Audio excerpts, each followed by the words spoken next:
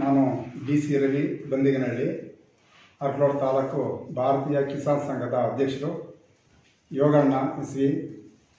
ಅರ್ಲೂರು ತಾಲೂಕು ಗೌರವಾಧ್ಯಕ್ಷರು. ಮಂಜಣ್ಣ ತಾಲೂಕು ಉಪಾಧ್ಯಕ್ಷರು. ವೀರೇಂದ್ರ ಅವರು ಕಾರ್ಯಾಧ್ಯಕ್ಷರು. ಹಾಗೆ ಸಂಜು ಮಲ್ಪಟ್ನ ಹೋಬಳಿ ಅಧ್ಯಕ್ಷರು.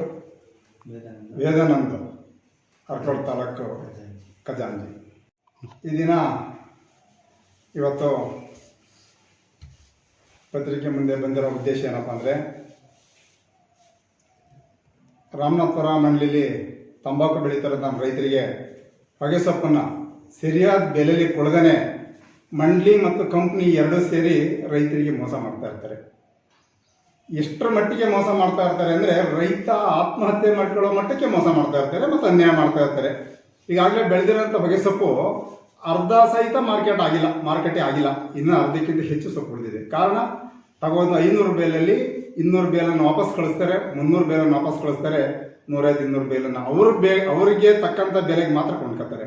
ಇದನ್ನು ವಿರೋಧಿಸಿ ಭಾರತೀಯ ಕಿಸಾನ್ ಸಂಘ ಮತ್ತು ತಂಬಾಕು ಬೆಳೆಗಾರರು ಶುಕ್ರವಾರ 3/4/2020 ಶುಕ್ರವಾರ ಬೆಳಗ್ಗೆ 11 ಗಂಟೆಯಿಂದ ಅಹೋರಾತ್ರಿ ಧರಣಿನ ತಂಬಾಕು ಮಂಡಳಿ ಮುಂದೆ ಮಾಡ್ತಾ ಇದ್ದೀವಿ. ದಯಮಾಡಿ ಅರಕಲಗೂಡು ತಾಲೂಕಿನ ರೈತಪರ ಎಲ್ಲ ಸಂಘಟನೆಗಳು, ತಂಬಾಕು ಬೆಳೆಗಾರರು, ಜನಪ್ರತಿನಿಧಿಗಳು ಹೆಚ್ಚಿನ ಸಂಖ್ಯೆಯಲ್ಲಿ ಭಾಗವಹಿಸಿ ನಮ್ಮ ಹೋರಾಟಕ್ಕೆ ಜಯ ತಂದುಕೊಡ್ಬೇಕು ಅಂತೇಳಿ ತಮ್ಮಲ್ಲಿ ಪ್ರಾರ್ಥಿಸ್ತೀವಿ. ಎಲ್ರಿಗೂ ನಮಸ್ಕಾರ. ಇವತ್ತಿನ ಪತ್ರಿಕಾಗೋಷ್ಠಿಯ ಉದ್ದೇಶ ಏನಪ್ಪ ಅಂತಂದರೆ, ಅಕ್ಟೋಬರ್ 10ನೇ ತಾರೀಕು ಇಡೀ ರಾಜ್ಯದ 10 ಪ್ಲಾಟ್ಫಾರ್ಮ್ಗಳು ತಂಬಾಕು ಹರಾಜು ಮಾರುಕಟ್ಟೆಗಳು ಪ್ರಾರಂಭ ಆಯಿತು.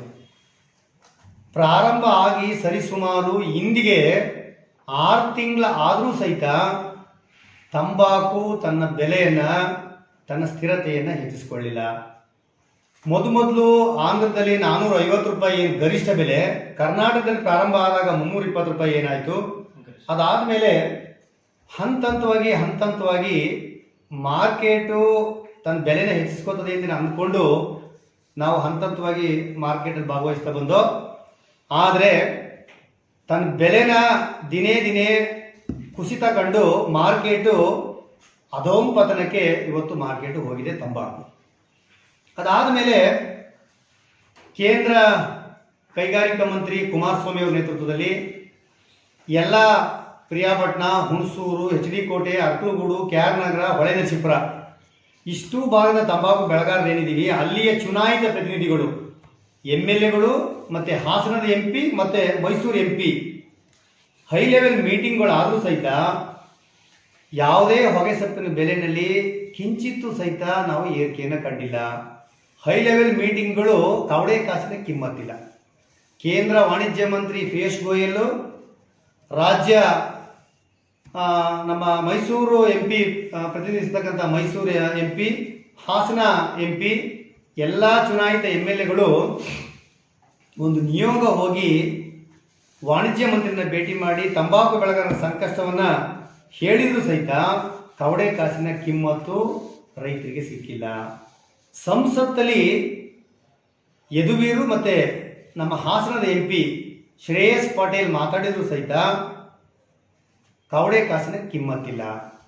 ಹಾಗಾದ್ಮೇಲೆ ಯಾವ ಪ್ರಜೆಗೆ ಸರ್ಕಾರ ಹೆದರ್ಬೇಕಾಗಿತ್ತೋ, ಯಾವ ನಾಗರಿಕನ ಪರವಾಗಿ ಬೀದಿಗಿಳಿದಾಗ ಸರ್ಕಾರ ಹೆದರ್ಬೇಕಾಗಿತ್ತೋ, ಹೆದರ್ಲಿಲ್ಲ. ಕವಡೆ ಕಾಸಿನ ಕಿಮ್ಮತ್ತಿಲ್ಲ. ಹಾಗಾದ್ಮೇಲೆ ಸ್ವಾತಂತ್ರ್ಯ ಇಲ್ಲ, ಸಂವಿಧಾನ ಇಲ್ಲ ಅಂತಕ್ಕಂಥದ್ದು ನಮ್ಮ ಅಭಿಪ್ರಾಯ. ಅದೇನೇ ಇರಲಿ, ತಂಬಾಕು ಬೆಳೆ ಸರ್ ನಿಜವಾದ ತಾಯಿ ತಂದೆಗೆ ಹುಟ್ಟಿರ್ತಕ್ಕಂಥ ಬೆಳೆ. ಅಂದ್ರೆ ಅರ್ಥ, ಭಾರತ ಸರ್ಕಾರದ ವಾಣಿಜ್ಯ ಇಲಾಖೆ ಅಡಿನಲ್ಲಿ ಬರ್ತಕ್ಕಂಥ ತಂಬಾಕು ಮಂಡಳಿ, ತಂಬಾಕು ಪರಿಷತ್ ಬದಲಾಗಿ ತಂಬಾಕು ಮಂಡಳಿಯನ್ನು ಸ್ಥಾಪನೆ ಮಾಡಿ ಬೀಜ, ಗೊಬ್ಬರ ಮತ್ತು ಮಾರುಕಟ್ಟೆ ಸೌಲಭ್ಯ ಮತ್ತು ನಮಗೆ ಪ್ರತಿ ವರ್ಷ ನವೀಕರಿಸುವಂಥದ್ದು, ರಿನ್ಯೂವಲ್ ಮಾಡ್ತಕ್ಕಂಥದ್ದು ಭಾರತ ಸರ್ಕಾರ ಕೆಲಸ ಇದೆ, ವಾಣಿಜ್ಯ ಇಲಾಖೆ ಕೆಲಸ ಇದೆ, ತಂಬಾಕು ಮಂಡಳಿಯ ಕೆಲಸ ಇದೆ.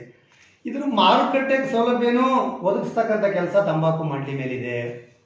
ಎಕ್ಸ್ಪೋರ್ಟ್ನ ಕನ್ಫರ್ಮ್ ಮಾಡುವಂಥದ್ದು, ವಿದೇಶ ಮಾರುಕಟ್ಟೆಗಳನ್ನ ವಿಸ್ತರಿಸ್ತಕ್ಕಂಥ ಕೆಲಸ ಭಾರತ ಸರ್ಕಾರದ ಮೇಲಿದೆ.